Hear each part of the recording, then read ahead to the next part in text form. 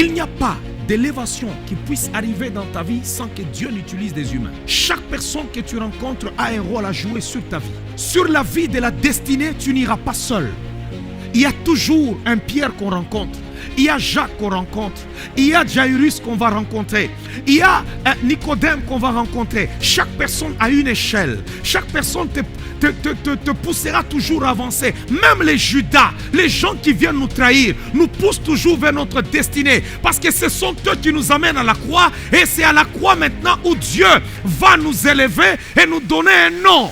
Les frères de Joseph ont cru qu'il l'avait tué, ont cru qu'il l'avait détruit, mais en réalité, c'était une erreur grave.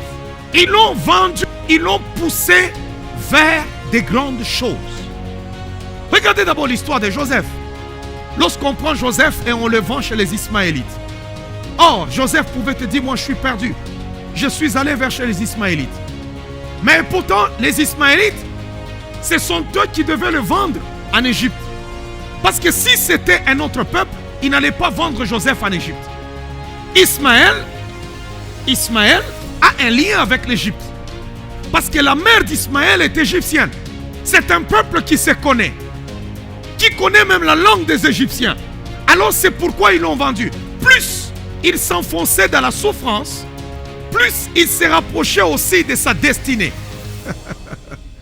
Il y a des souffrances qui nous rapprochent de notre destinée. Voilà pourquoi tu dois garder ta dignité. Même quand tu souffres, tu dois garder la parole de Dieu.